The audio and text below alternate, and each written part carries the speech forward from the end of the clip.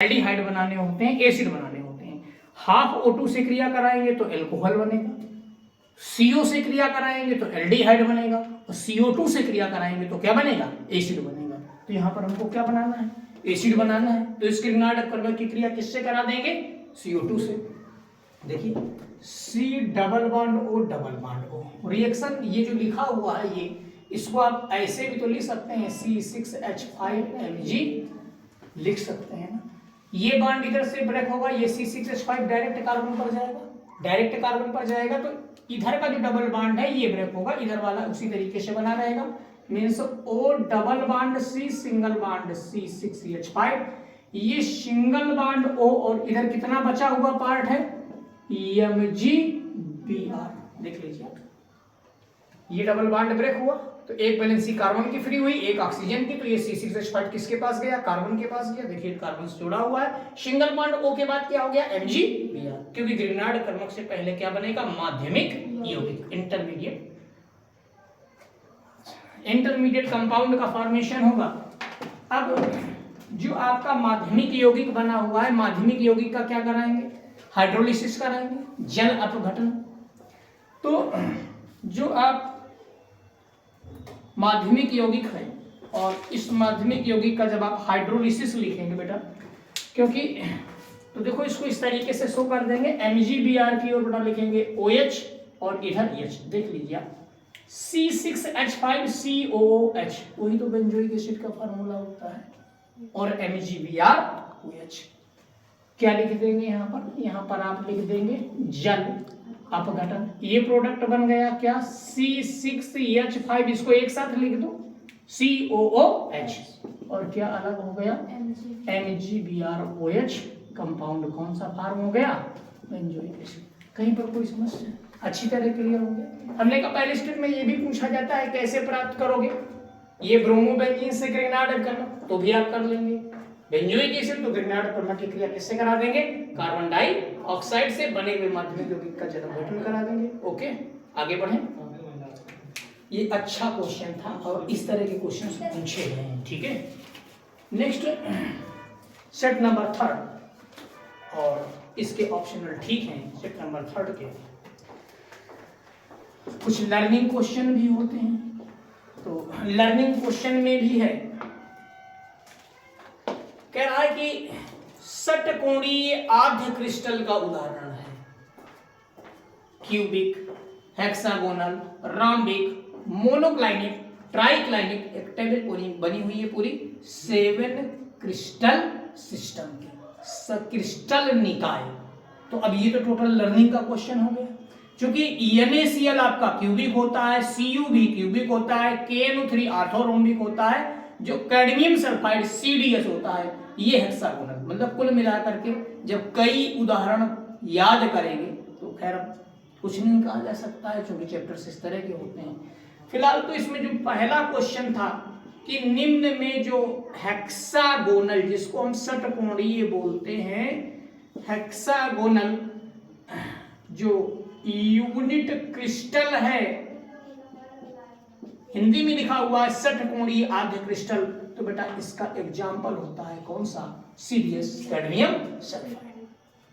Means total learning था तो उसके बारे में कुछ एक्सप्लेनेशन नहीं दिया जा सकता है, लेकिन अब जो भी है वो सब एक्सप्लेनेशन वाले हैं। ये का नंबर था। खा नंबर है, निम्न में कौन सा अणुसंघ गुणधर्म? अणुसंघ गुणधर्म कितने होते हैं? 4। परासरण दाब, वाष्प दाब का अवनमन, क्वथनांक का उन्नयन, हिमांक का अवनमन।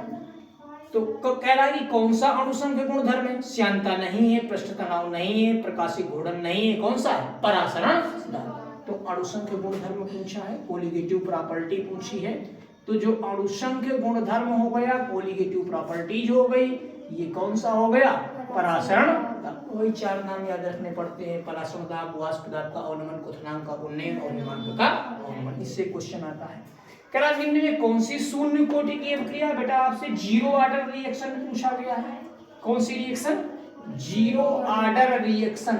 याद रखना, सूर्य के प्रकाश की उपस्थिति में H2+Cl2 = HCl, H2+Br2 = HBr। Means जो फोटोलाइटिक रिएक्शन होती हैं सूर्य के प्रकाश की उपस्थिति में वो 0 ऑर्डर की होती हैं। तो इसमें से देखो H2+Cl2 equal to HCl third number में आपका लिखा हुआ है।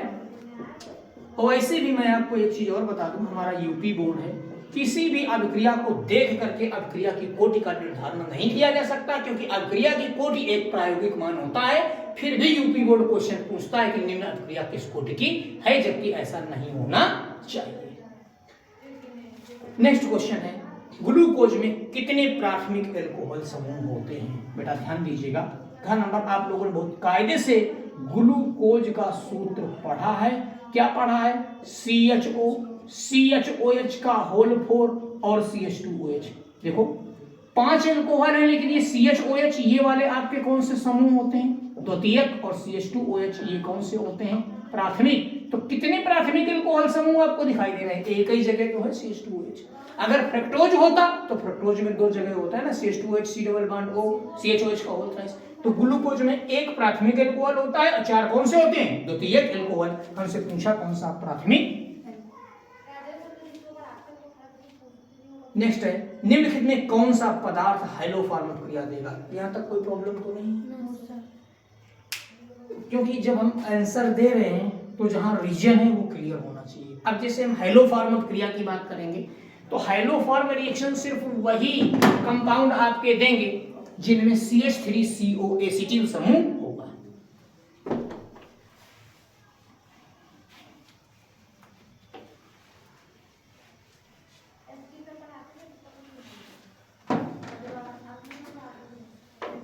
कौन सी अभिक्रिया की बात है? कह रहा है कि हाइलोफॉर्म अभिक्रिया कौन सा यौगिक देता है? मैंने आपसे पहले कह दिया है कि कौन सा समूह होना चाहिए? CH3CO एसिटिल समूह होना चाहिए। यौगिक लिखा हुआ है आपका RCOCH3, सेकेंड यौगिक लिखा है RCOCl, थर्ड लिखा हुआ है RNH2, फोर्थ लिखा हुआ है RNO2। बताइए CH3CO किस में आपको दिखाई दे रहा है? दूसरे में। CH3CO पहले में दिखाई दे रहा है ना, तो बस यही तो होगा, क्योंकि एसिटिल समूह युक्त यौगिक ही हाइलोफॉर्म अभिक्रिया देते या ऐसे एल्कोहल जो ऑक्सीकरण के पश्चात। इतना कठिन क्वेश्चन है नहीं बनाया इसमें। जितने भी ऑल2 होते हैं, कौन से होते हैं? ऑल2 जो एल्कोहल होते हैं ये सब जो है ऑक्सीकरण के पश्चात CH3CO समूह युक्त यौगिक बनाते हैं और ये हाइलोफॉर्म अभिक्रिया देते हैं।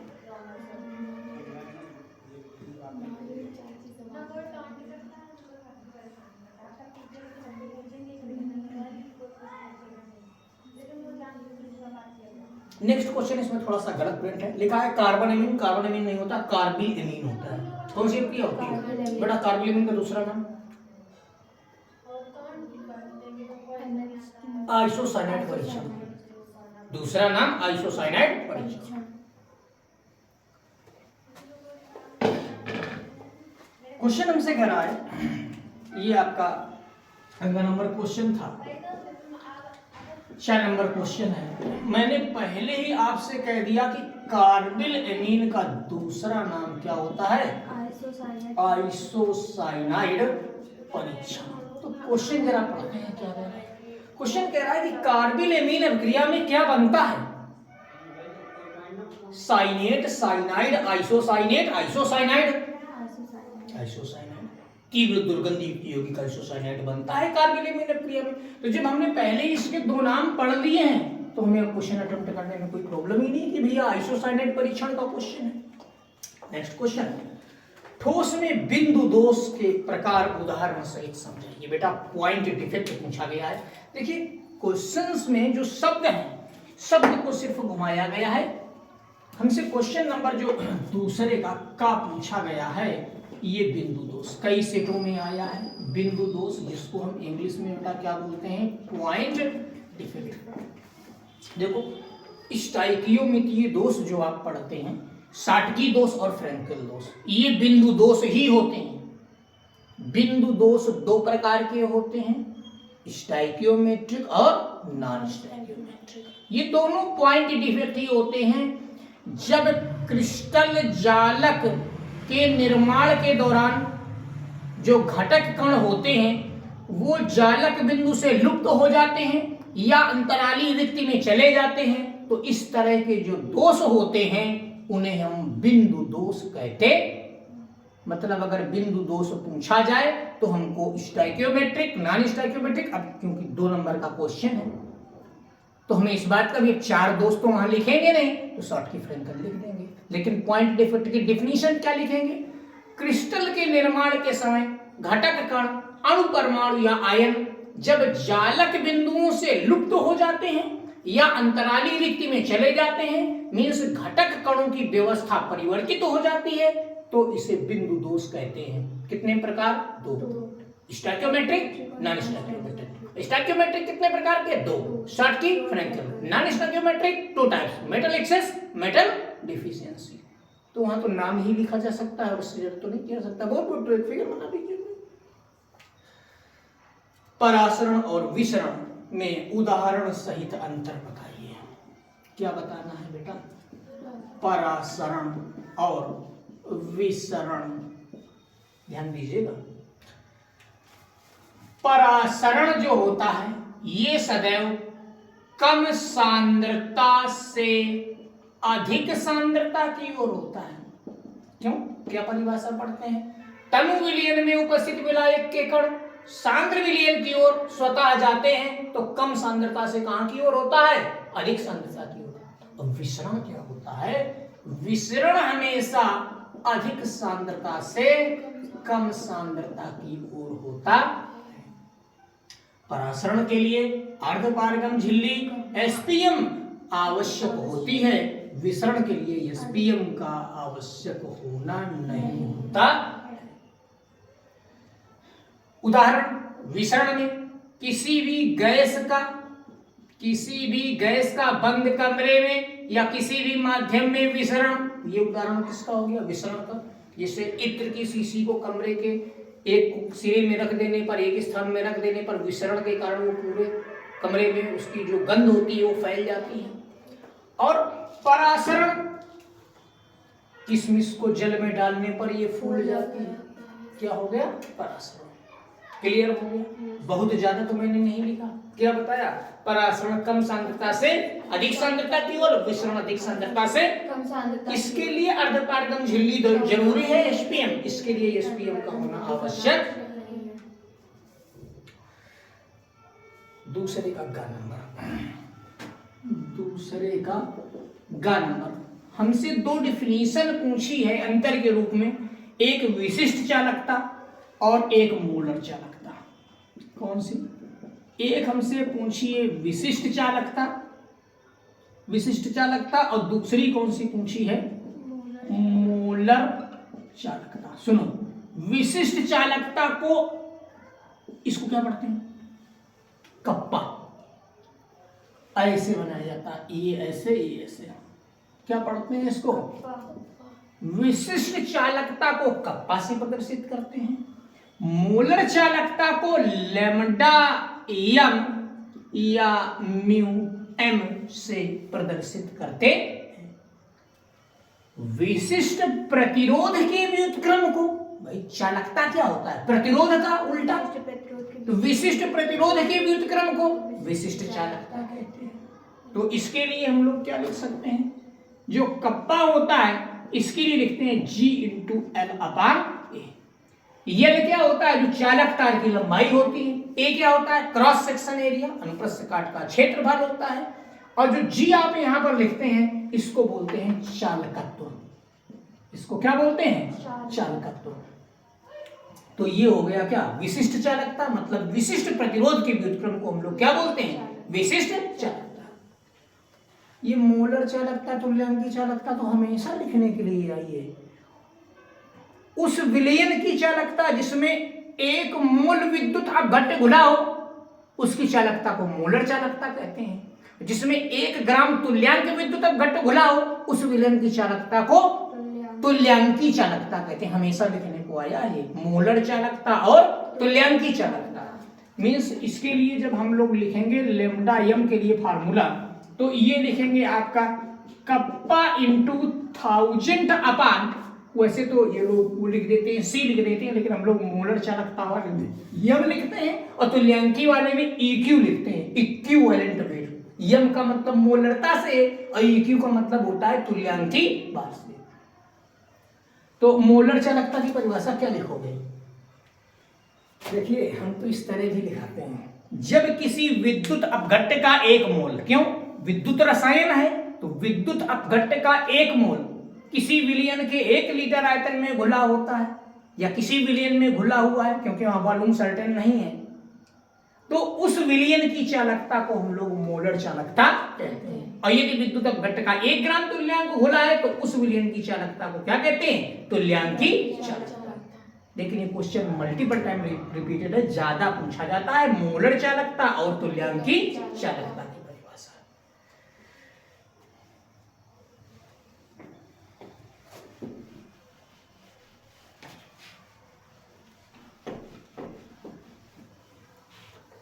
आज से आप लोगों के पास टाइम है, ठीक है ना? नेक्स्ट क्वेश्चन आगे बढ़ते हैं। द्रव नहीं, द्रव विरोधी कोलाइड किसे कहते हैं? प्रत्येक का एक एक उदाहरण दीजिए। दूसरे का घ नंबर वाला क्वेश्चन है। क्या कह रहा है? एक बार हमको बताना है द्रव स्नेही कोलाइड बताना है, और एक बार क्या बताना है? द्रव विरोधी कोलाइड। इनके दूसरे नाम आपने पढ़े, उत्क्रमणीय कोलाइड और अनुत्क्रमणीय कोलाइड। इस नाम से भी पूछा गया है भाई, अगर आया है तो हमें बताना पड़ेगा कि ये कौन सा होता है? उत्क्रमणीय कोलाइड होता है, और ये कौन सा होता है? अनुत्क्रमणीय कोलाइड होता है। वह पदार्थ जो परिक्षेपण माध्यम के संपर्क में आने पर आसानी से कोलाइडी विलयन बना लेते हैं, उन्हें द्रव स्नेही कोलाइड कहते हैं। और जो पदार्थ परिक्षेपण माध्यम के संपर्क में आने पर आसानी से कोलाइडी विलयन नहीं बनाते हैं, उन्हें द्रव विरोधी कोलाइड कहते हैं। यदि इनके परिक्षेपण माध्यम को वाष्पन से हटा दिया जाए, जैसे गोंद जो होती है जो हम लोग पेड़ से लाते हैं, पानी में घोल दीजिए, चिपका लीजिए, कुछ दिन रखी रहेगी, सूख जाएगी, फिर पानी मिला दीजिए, तो फिर से वही गोंद उसी तरह हो जाएगी। यदि इनके परिक्षेपण माध्यम को वाष्पन या किसी विधि से हटा दें तथा शेष बचे हुए पदार्थ को दोबारा परिक्षेपण माध्यम में मिलाएं तो फिर से आसानी से कोलाइडी विलयन बना लेते हैं, इसीलिए इनको हम क्या कहते हैं? द्रव स्नेही कोलाइड। इसको इमल्सॉइड भी कहते हैं, EMULSIOD। इमल्सन आते हैं ना पुताई करने के लिए, पानी में लाइए इमल्सन बन जाते हैं। सस्पेंशन जो नीचे बैठ जाए, सस्पेंसॉइड। एक बार तो कोलाइडी विलयन बन जाएगा, आटा घोल दीजिएगा, सूख गया, वाष्पन के द्वारा दोबारा यदि पानी मिलाए तो उतना अच्छा तो नहीं बनेगा, उस तरह तो नहीं बनेगा जैसे ओरिजिनल था, तो इसलिए इसको हम क्या कहेंगे? अनुत्क्रमणीय कोलाइड। अब सुनो, द्रव स्नेही के उदाहरण रटे रटाए। स्टार्च, गोंद, जिलेटिन, एल्ब्यूमिन। गोंद जो हमने नाम बताया, हालांकि स्टार्च के भी कई रूप अलग अलग होते हैं। स्टार्च, गोंद, जिलेटिन और एल्ब्यूमिन, ये आपके द्रव स्नेही होते हैं बेटा। द्रव विरोधी वाले जितने भी आपके धातु वाले होते हैं, धातु सल्फाइड, धातु हाइड्रोक्साइड, यहां तक कि आपका गोल्ड साल, क्योंकि धातुओं के कोलाइडी विलयन आसानी से नहीं बनाए जाते। क्वेश्चन अच्छी तरह क्लियर हो गया। इस नाम से भी आता है, उदाहरण भी पूछे जाते हैं, ठीक। नेक्स्ट आगे बढ़ते हैं।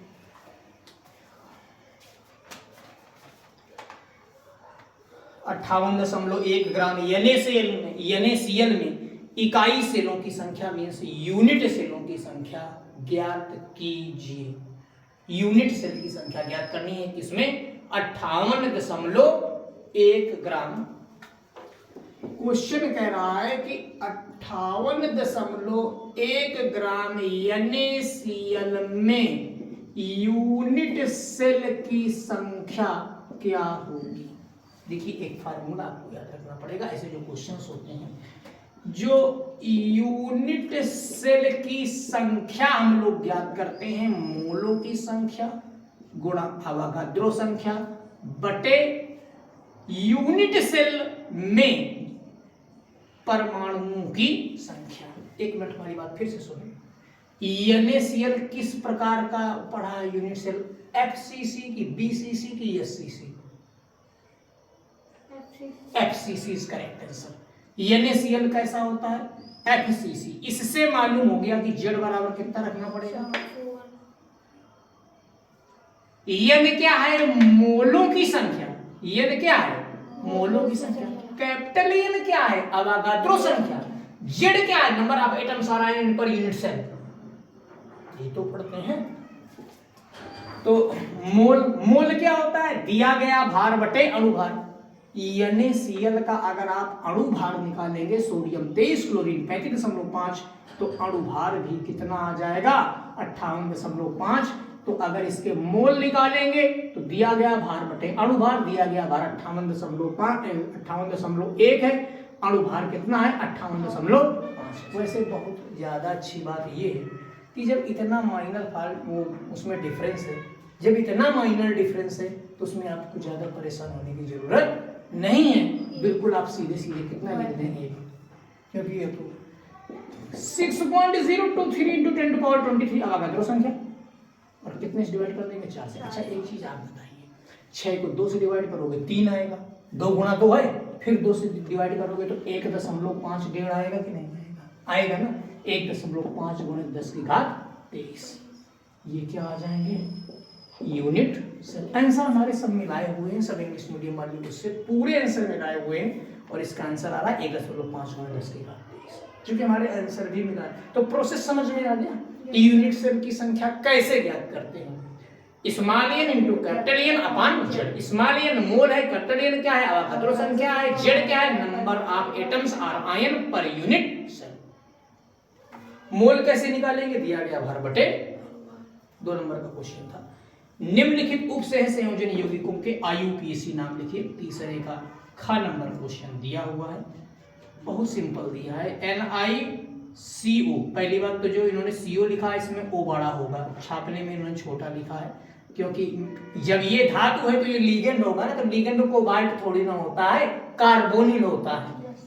और दूसरा लिखा है K2ZnOH का होल 4। अच्छा है।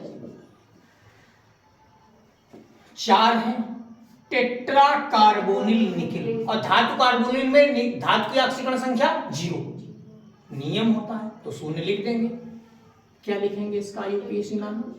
टेट्रा कार्बोनिल निकेल, और ब्रैकेट में कितना लिख देंगे? 0।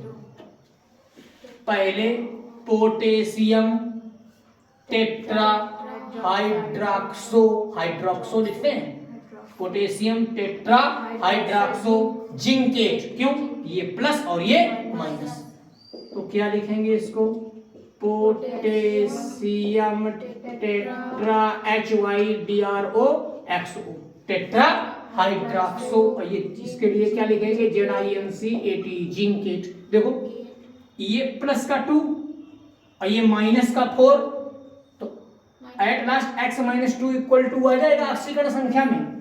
जिंक क्या होता है? सेकंड। कैसे? पोटेशियम का 2, जिंक का x, इसका -4 बराबर 0, तो x बराबर 2 हो गया। क्लियर? बहुत अच्छा क्वेश्चन दिया हुआ है। हालांकि ऐसे सभी क्वेश्चन हम पढ़ाते हैं, अगर हमने जो भी टॉपिक पढ़ाया है तो बहुत माइनर फॉल्ट होती है कि कहीं भी क्वेश्चन रह जाए, जल्दी जल्दी क्वेश्चन कभी छूटता ही नहीं। और वही क्वेश्चन है तीसरे का ग नंबर, कई बार आया है, मानव शरीर में प्रोटीन का क्या कार्य है? मतलब हमसे सीधे सीधे क्या पूछा है? प्रोटीन के कार्य। जैव अणु का है ना क्वेश्चन। और फिर आगे उसने कहा है कि प्रोटीन के विकृतीकरण को भी समझाइए। बेटा तीसरे के ग में एक बार हेडिंग पड़ेगी, प्रोटीन के कार्य जितने स्टेप होंगे हर स्टेप की अलग हेडिंग पड़ेगी, और एक बार हेडिंग पड़ेगी क्या?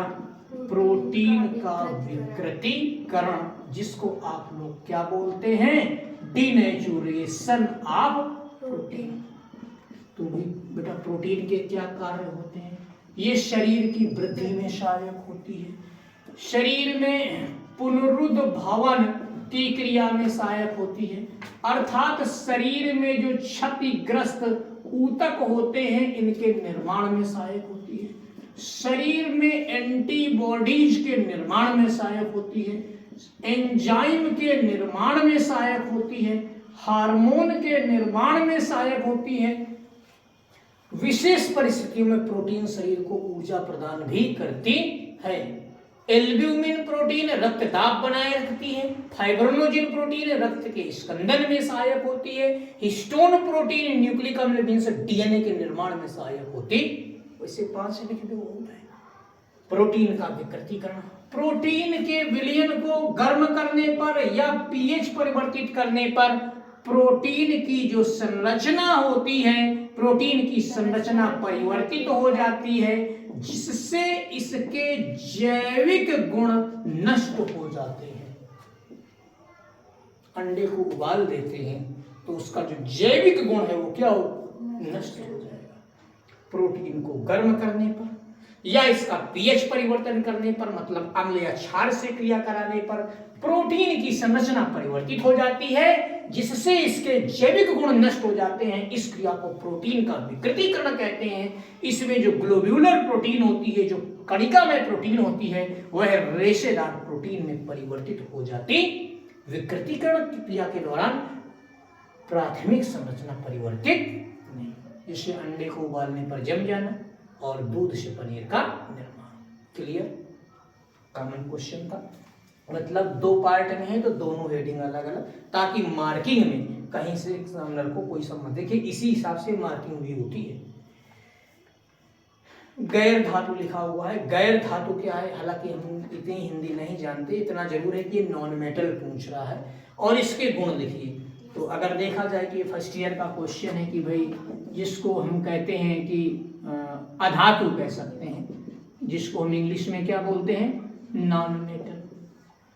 अधातुएं वह होती हैं, वही कक्षा 10 का क्वेश्चन, जिनमें आघात वर्धनीयता तन्यता नहीं पाई जाती है, जिनमें धात्विक चमक नहीं होती, ऊष्मा विद्युत की कुछ अलग होती है। देखिए अपवाद सबके हैं, लेकिन हमारे इंटर के हिसाब से अधातुओं के बाह्य कोश में इलेक्ट्रॉनों की संख्या अधिक होती है, तभी अधातु है।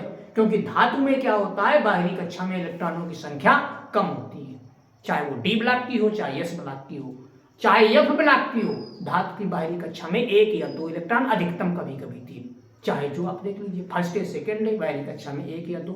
इलेक्ट्रॉनिक विन्यास डी ब्लॉक का भी आप करते हैं तो बाहरी कक्षा में NS2, एफ ब्लॉक का भी करते हैं तो बाहरी कक्षा में NS2, बाहरी कक्षा में 1 या 2 इलेक्ट्रॉन। ये धातु की परिभाषा होती है, लेकिन अधातुओं की बाहरी कक्षा में जो इलेक्ट्रॉन होते हैं वो अधिक होते, तो ये अधातु की परिभाषा हो गई और इसके क्या हो गए, गुण। अब नष्ट समीकरण दिया हुआ है, एक सेल दिया हुआ है और उसके EMF यानी कि विद्युत वाहक बल की गणना करनी है। 3 नंबर का सवाल है, चौथे क्वेश्चन में चल रहे हैं। ये भी हमको मालूम है कि नष्ट समीकरण का सवाल आता है, अतः उसके हर एक स्टेप को हमें कायदे से समझना है। इलेक्ट्रोकेमिस्ट्री विद्युत रसायन का क्वेश्चन है।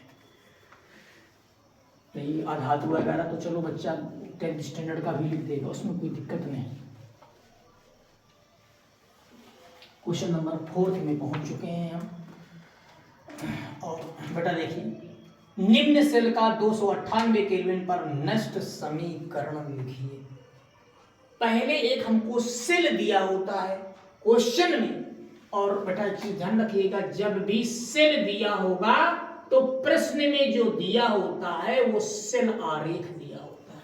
क्या दिया होता है? सेल आरेख। देखिए सेल आरेख को कैसे लिखते हैं, लिखा हुआ है FE, इसके नीचे सॉलिड एक खड़ी लाइन होगी, फिर FE+2 लिखा है, 0.001 m, 0.001 m। हम पहले वाला 0 नहीं लिखते हैं ताकि कंफ्यूजन ना हो। इसके बाद 2 वर्टिकल लाइन और फिर लिखा हुआ है आपका H+, जहां पर आयन होगा उसके आगे या उसके नीचे की ओर ये मोलर सांद्रता लिखी होगी। हम लोग लिखते समय उसको नीचे की तरफ लिख देते हैं। तो H+ की सांद्रता लिखी हुई है 1 m लिखी हुई है, एक वर्टिकल लाइन, और फिर लिखा हुआ है H2, और H2 के नीचे अगर G लिखा है, गैस लिखा है, तो इसका प्रेशर जो लिखा होगा प्रेशर में लिखा है 1 बार, देखिए 1 एटीएम भी होता है 1.013 बार, 1 एटीएम इक्वल होता है 1.013 बार, 1 बार लिखा हुआ है, और H2 बार, और H2 के बाद फिर वर्टिकल लाइन है PT सॉलिड, H2 के बाद ऐसे वर्टिकल लाइन और फिर क्या लिखा हुआ है PT सॉलिड।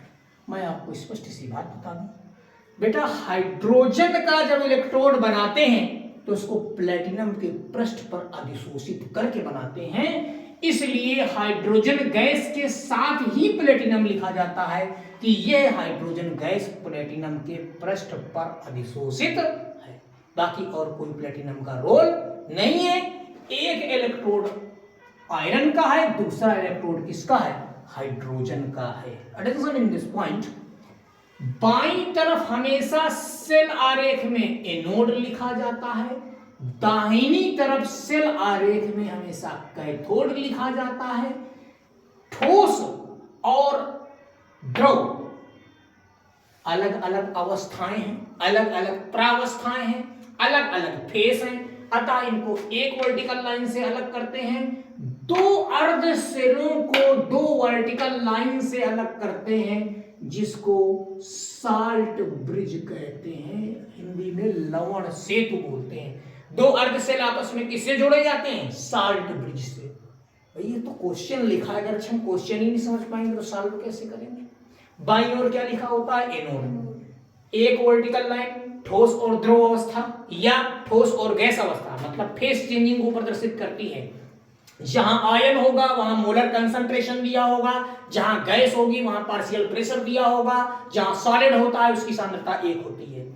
उसमें यस लिखा होगा, कुछ नहीं लिखा होगा, उसकी वैल्यू हमेशा कितनी लिखी जाती है, 1। ठीक है, अभी तो प्रश्न ही पढ़ रहे हैं ना, जब सेल आरेख समझेंगे तभी तो हम आगे क्वेश्चन क्या कह रहा है। इसके लिए सिर्फ हमको एक वैल्यू दी हुई है, ये इसमें इस सेल आरेख को लिखने के बाद हमको दिया हुआ है ऐसे E0 और फिर लिखा हुआ है Fe+2 Fe इक्वल -0.44 वोल्ट। मतलब लोहे का ये क्या दिया हुआ है, ये हमको अपचयन विभव दिया हुआ है। क्या दिया हुआ है, अपचयन विभव दिया हुआ है। चलिए, और हमें क्या निकालना है, EMF ऑफ सेल का विद्युत वाहक बल। ये जो सेल आरेख लिखा हुआ है, इस सेल का EMF ज्ञात करना है। EMF का मतलब होता है E सेल हमको ज्ञात करना है। हिंदी में क्या बोलते हैं, इलेक्ट्रोमोटिव फोर्स मींस सेल का विद्युत वाहक बल। अभी मैं प्रश्न लिख रहा था ना,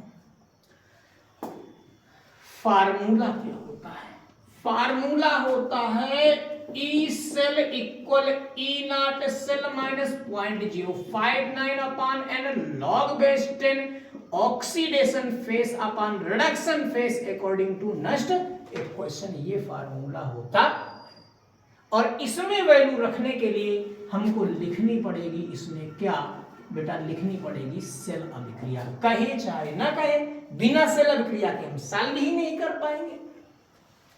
Fe का ऑक्सीकरण हो रहा है तो Fe को लिख दीजिए Fe++। हाइड्रोजन का अपचयन हो रहा है तो 2H+ क्या लिख देंगे, H2।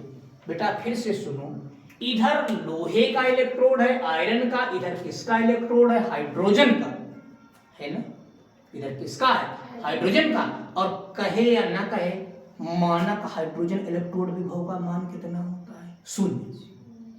मानक हाइड्रोजन इलेक्ट्रोड, क्योंकि यही बात तो उसने पूछी है। यहाँ पर हमको ये जो है ये दे दिया है, आयरन का इलेक्ट्रोड विभव दिया हुआ है, हाइड्रोजन वाले का कहां, जबकि नियम ये होता है कि इस अर्ध सेल का भी ये E0 देना चाहिए और इस अर्ध सेल का भी हमको E0 देना चाहिए।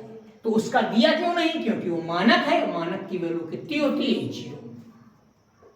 ठीक है, तो ये सेल अभिक्रिया क्यों लिखी गई, व्हाट इज इट्स रीजन। ये इसलिए लिखी गई कि हम इससे ये ज्ञात करें कि कितने इलेक्ट्रॉन ऑक्सीकरण या अपचयन में चेंज हुए हैं। तो जब Fe से Fe++ बना तो 2, 2H+ से H2 बना तो N मतलब एक ही लिखा जाएगा, या तो ऑक्सीकरण का या फिर। ये बात अच्छी तरह समझ में आ गई, दिक्कत तो नहीं है। तभी बिना सेल अभिक्रिया के नहीं सॉल्व होगा। अब सेल अभिक्रिया के बाद दूसरा पार्ट आएगा ई नॉट सेल का, मानक इलेक्ट्रोड विभव।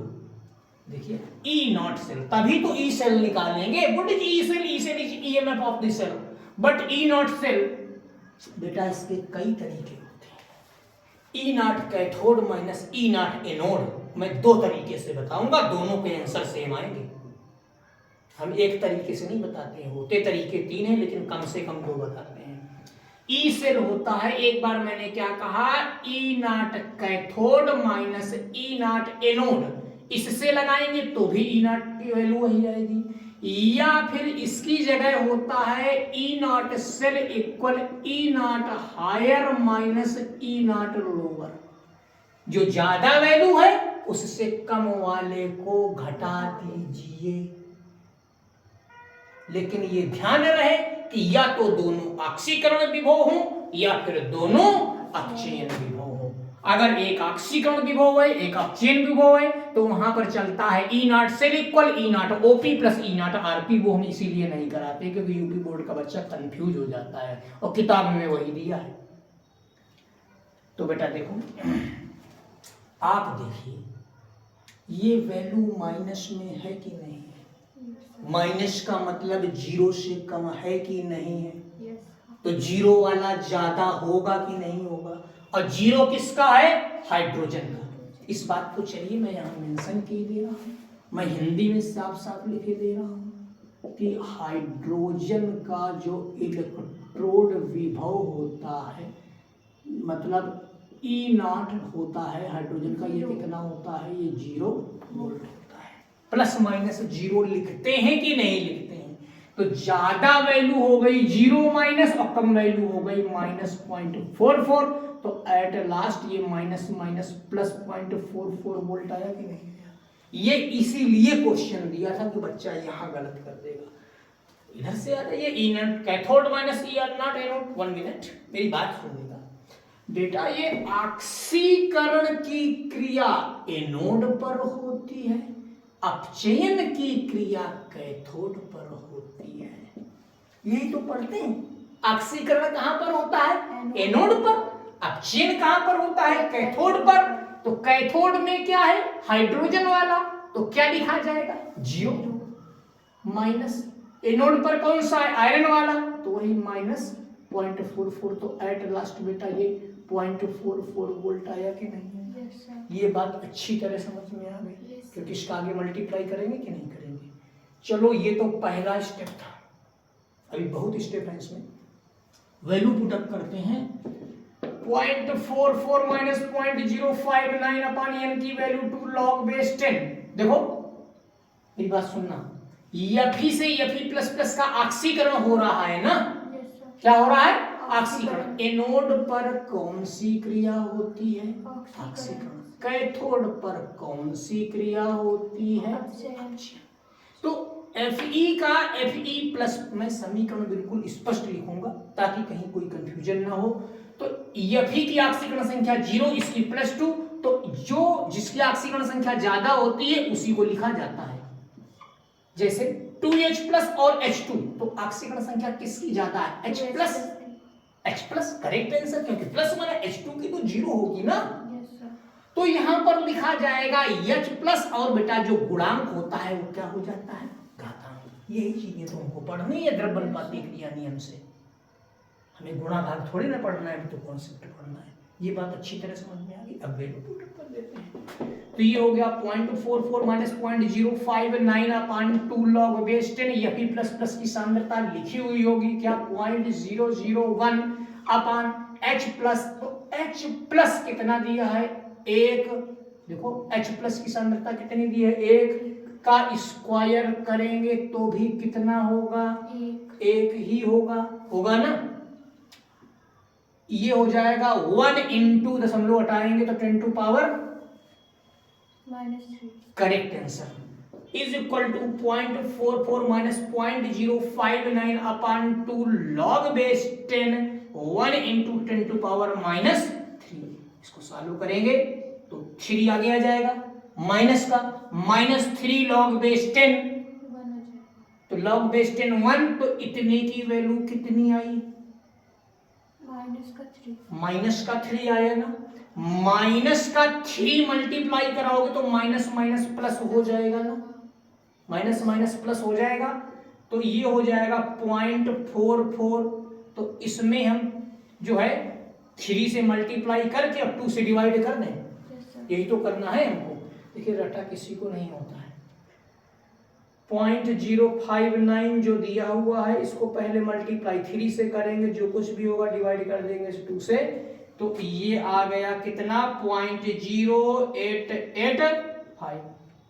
हाँ, इस सॉल्यूशन में कोई ऐसे तो नहीं कि दिक्कत हो रही हो कोई, आप लोगों को तो ज्यादा अच्छा क्लियर होगा, आप लोगों को अभी का पढ़ा हुआ है। आज मैं करा रहा था बच्ची से बैठी तो बोले सर ये लाख कब पढ़ा होगा, तुमको बेटा अगली साल पढ़ देना आगे।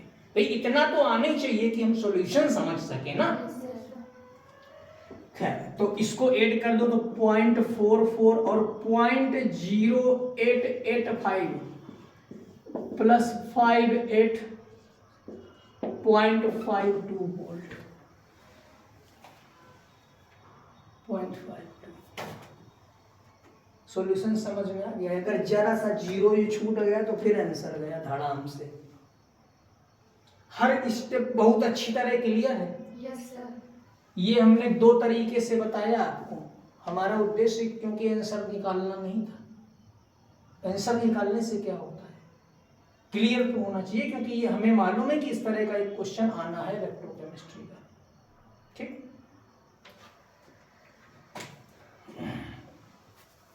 चलिए आगे बढ़ते हैं। अगला क्वेश्चन है, निम्नलिखित पर संक्षिप्त टिप्पणी लिखिए। बेटा टिंडल प्रभाव और विद्युत कण संचरण। हालांकि मैं डिफिनीशन हमेशा हर बार बोलता हूं, पहले 10 बार आई हो।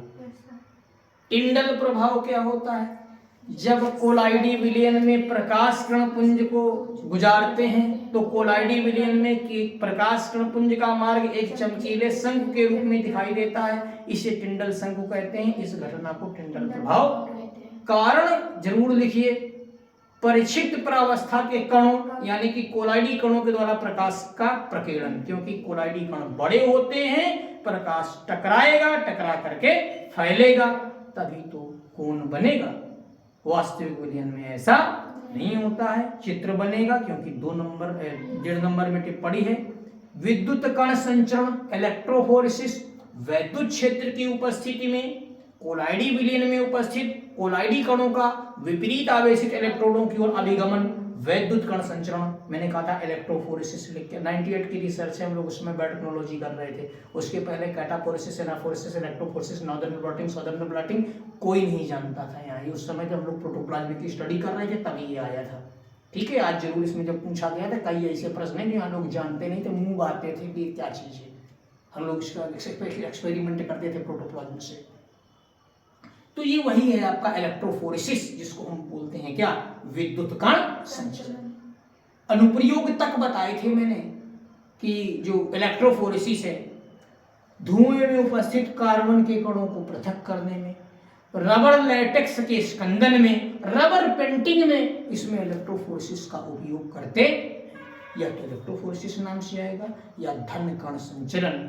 तो जब धनावेशित कोलाइडी कण कैथोड की ओर जाते हैं, प्लस होगा तो किधर की जाएगा भाई, कैटायन कैथोड सही तो है, तो उसे धन कण संचलन। क्लियर? यू आकार की नली फिगर बताया था, लेकिन हमने कहा डिफिनीशन जितनी बार आएगी उतनी बार डिफिनीशन बोलूंगा मैं। अगला क्वेश्चन है, एमीन किसे कहते हैं? नाइट्रोजन कंटेनिंग कंपाउंड से 3 नंबर का क्वेश्चन है, चौथे का ग नंबर। एमीन, एमीन देखो बेटा, आप लोग अमोनिया NH3 पढ़ते हैं, NH3, एक हाइड्रोजन हटाइए, एक एल्किल लगाइए तो RNH2, 2 हाइड्रोजन हटा दीजिए, हाँ एक हटाया था, 2 एल्किल लगा दीजिए तो RRNH, तीनों हाइड्रोजन हटा दीजिए और 3 एल्किल लगा दीजिए तो R3N। एमीन अमोनिया के एल्किल भी उत्पन्न होते हैं। एमीन क्या होते हैं? अमोनिया के एल्किल भी उत्पन्न होते हैं। एमीन जो होते हैं अमोनिया के क्या होते हैं? एल्किल भी उत्पन्न होते हैं। जब अमोनिया के अणु से क्रमशः 1, 2 और 3 हाइड्रोजन परमाणुओं का प्रतिस्थापन 1, 2 और 3 एल्किल समूहों के द्वारा होता है तो RnH2 प्राथमिक एमीन, R2NH द्वितीयक एमीन, R3N तृतीयक एमीन का निर्माण होता। ये कौन सा एमीन है? NH2 प्राथमिक, NH ये कौन सा एमीन है? द्वितीयक, ये N3 ये R3N ये कौन सा एमीन है? तृतीयक, यानी कि 1 डिग्री 2 डिग्री और 3 डिग्री एमीन का निर्माण होता है। आगे क्वेश्चन क्या कह रहा है? कह रहा है प्राथमिक, द्वितीयक और तृतीयक एमीन को एक एक उदाहरण देते हुए भी बताइए। तो अब जब आप इसका बेटा उदाहरण लिखोगे तो आपके जो कोर्स में है R की जगह लिख दो C2H5NH2 एथिल एमीन। अगर आप ये लिख देंगे C2H5 यहाँ NH और C2H5 तो द्वितीयक एमीन डाई एथिल एमीन। तृतीयक एमीन में क्या लिख दोगे? C2H5 का होल थ्राइसियम ट्राई एथिल। हालांकि क्वेश्चन का कोई स्तर नहीं था अगर देखा जाए तो, लेकिन फिर नेक्स्ट क्वेश्चन आगे बढ़ते हैं। फेहेलिंग विलयन क्या है? ग्लूकोज के साथ गर्म करने पर इसमें क्या परिवर्तन होता?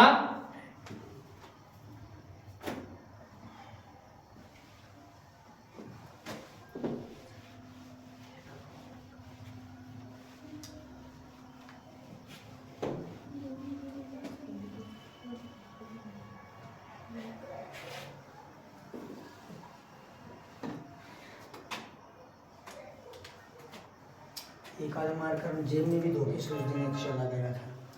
हम लोगों को आदत हो जाती है। देखो बेटा क्वेश्चन क्या कह रहा है?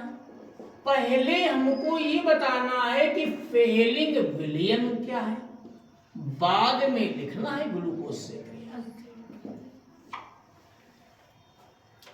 क्षारीय विलयन होता है कॉपर सल्फेट का। क्षारीय विलयन होता है किसका? कॉपर सल्फेट का। इसको हम फेहेलिंग विलयन कहते हैं। जो कॉपर सल्फेट का क्षारीय विलयन होता है और साथ में इसमें रोचे साल्ट मिला दिया जाता है। रोचे साल्ट सोडियम पोटेशियम टार्ट्रेट। बेटा ध्यान दीजिएगा, टार्टेरिक एसिड होता है COOH CHOH CHOH COOH। ये टार्टेरिक अम्ल है कि नहीं है? है टार्टेरिक अम्ल। इसमें जब क्षार मिलाया तो एक NaOH एक KOH, तो यहाँ पर Na और यहाँ पर K। Sodium potassium tartrate. जैसे ये माइनस ये प्लस ये माइनस ये प्लस, तो इसका नाम क्या हो जाएगा? सोडियम पोटेशियम टार्ट्रेट को ही आप लोग क्या बोलते हैं? रोचे साल्ट। और इसी रोचे साल्ट में मिला दिया जाता है ये कॉपर सल्फेट। तो बस इतना ही हो जाएगा, रोचे साल्ट प्लस कॉपर सल्फेट का विलयन, क्योंकि क्षार है इसलिए लोग देते हैं कॉपर सल्फेट का क्षारीय विलयन प्लस रोचे साल्ट। रिएक्शन में क्या लिखा जाता है? रिएक्शन में तो ये नहीं लिखा जाता है। रिएक्शन में जब आप फेहेलिंग विलयन से क्रिया कराते हो तो किससे कराते हो? CuO ग्लूकोज, CHOH का होल 4 CH2OH, ये अपचयित होकर के क्या बना देगा? Cu2O, एक O यहां पर चला जाएगा, इसका ऑक्सीकरण कर देगा। COOH CHOH का होल 4 CH2OH, ये क्या बन जाएगा? ग्लूकोनिक अम्ल। और साथ में लाल रंग का क्यूप्रस ऑक्साइड का अवक्षेप आ जाता। रिएक्शन तो ये क्लियर है, ठीक है। आगे बढ़ो। मीन्स दोनों हमें अलग अलग हेडिंग डाल के लिखने, एक साथ लपेट के नहीं लिखना है। 5वें का है मूल प्रभाज से आप क्या समझते हैं? तो बेटा मूल प्रभाज क्या होता है? विलयन में उपस्थित विलेय या विलायक के मोलों की संख्या तथा कुल मोलों की संख्या के अनुपात को मोल प्रभाज कहते हैं। विलेय का मोल प्रभाज small n upon small n plus capital N, विलायक का मोल प्रभाज capital N upon small n plus capital. पहले मोल प्रभाज की डिफिनेशन लिखिए। विलेय के मोल प्रभाज एवं वाष्प दाब के अवनमन का समीकरण लिखिए। क्या है? विलेय का मोल प्रभाज और वाष्प दाब में अवनमन। पांचवें का है। तो बेटा अच्छा एक चीज बताओ, जो वाष्प दाब का अवनमन है ये विलेय के मोल प्रभाज से किस प्रकार संबंधित है? राउल्ट के नियम से संबंधित है। वाष्प दाब का अपेक्षिक अवनमन विलयन में उपस्थित विलेय के मोल प्रभाज के बराबर होता है। और वैसे भी जब उसने वाष्प दाब का अवनमन कहा है तो इट मीन्स अगर ये मोल प्रभाज कह रहा है तो राउल्ट का ही नियम लिखा जाएगा। तो राउल्ट का नियम क्या होता है? वाष्प दाब का अपेक्षिक अवनमन विलयन में उपस्थित विलेय के मोल प्रभाज के बराबर होता है। फार्मूला लिखना पड़ेगा। क्या? PO minus PS upon PO is equal to small n upon small n plus capital. मतलब ये क्वेश्चन का पहला पार्ट, ये क्वेश्चन का दूसरा पार्ट, क्योंकि आप पहुंच चुके हैं पांचवें के का में। क्वेश्चन 4 नंबर का है। अभी तक कितने भाग हुए हैं? 2 भाग। पहले मोल प्रभाज की परिभाषा, फिर मोल प्रभाज और वाष्प दाब के अवनमन में संबंध का समीकरण। ऐसा नहीं कि वहां महाभारत लिख के किनारे हो जाए, ये लिखना पड़ेगा। राउल्ट का नियम बताना पड़ेगा। फिर क्या कह रहा है? फिर इसी में एक न्यूमेरिकल। क्या? यूरिया का 1 विलयन भारानुसार 6% है। अरे इसी में आप फर्स्ट सेकंड थर्ड इसलिए नहीं कर रहे क्योंकि खुद एक का है, एक बॉक्स बना होता है, उसी में सब मिलाए हैं पूरा, उसी में न्यूमेरिकल भी मिला दिया है। चलिए कोई बात नहीं।